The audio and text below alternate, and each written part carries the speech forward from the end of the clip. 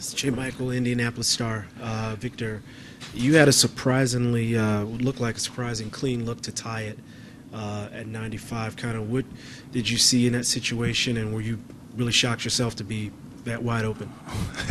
Yeah, I was a little surprised. I just came off the pick. Great play was ran, and I thought Corver was going to stay with me. He just left. So got a clean look. I shot it.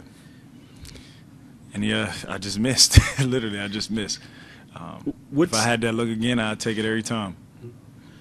The locker room seemed, despite this kind of loss, really confident and really in good spirits. Can you kind of speak to what the mood is, and was that interpretation correct, and exactly why are you guys so confident going back home with the series tie 1 that you can get things done? Obviously, we're upset about the loss. But just like the first game was just one game, this is just one game. And we felt as though we had a chance to tie it, had a chance to win, and we feel confident going home.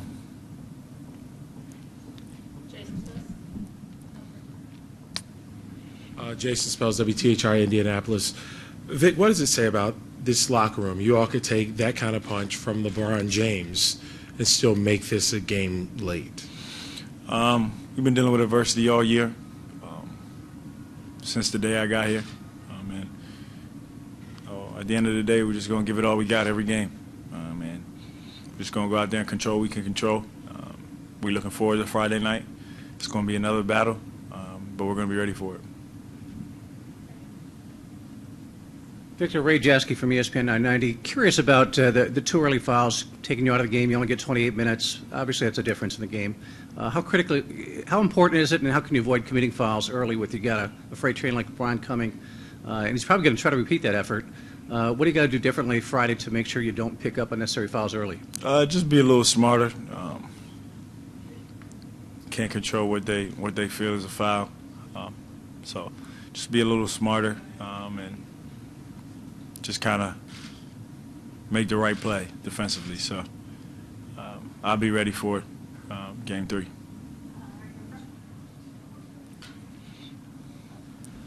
Victor, Scott Sargent, WFNY. What does it say about what you guys did in Game 1 that the Cavs immediately had to switch their starting lineup for Game 2 and kind of attack you guys differently? We just did a great job, attacking on both ends in Game 1. Obviously, they're a great team. They're going to make adjustments.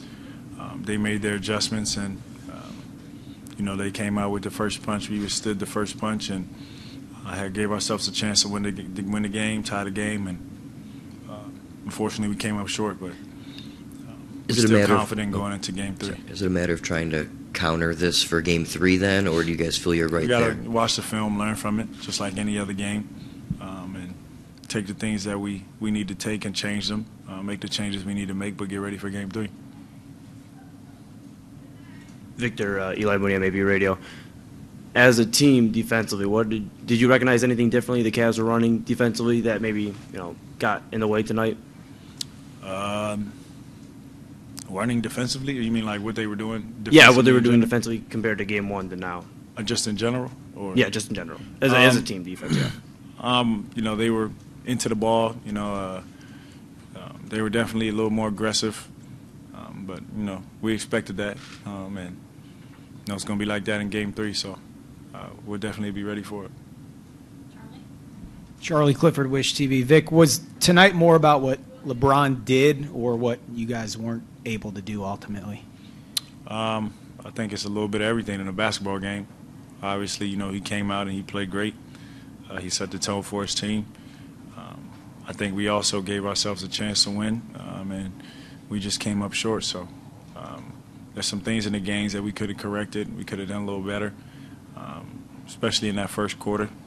But we'll get ready, we'll correct it, and get ready for Game 3. Friday night, your first home game, playoff-wise in Indy. What do you envision that crowd's going to be like? Words can't describe what that's going to be like. You guys just got to come and watch and come and see yourselves. So I'm looking forward to it, though. Victor, P.J. Ziegler, Fox 8 News. You guys know the Cavaliers, LeBron James is a tough out in any playoff series.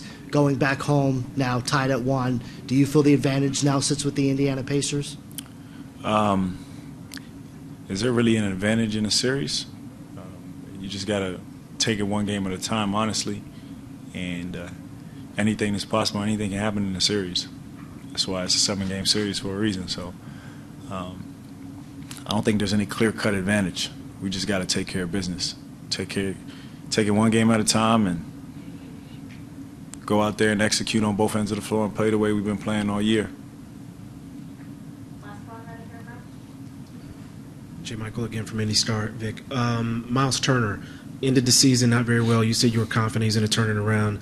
He had his second really solid performance for you guys in a row. Is it just a matter of him taking advantage of the switches and those kind of mismatches that he's been given, being more aggressive in ways that he wasn't before? Yeah, definitely. I think, Miles is doing a great job of just taking what the defense gives him and making the right play. If he continues to do that, man, he's going to be great for us throughout the series. All right, thanks everybody. Thank y'all.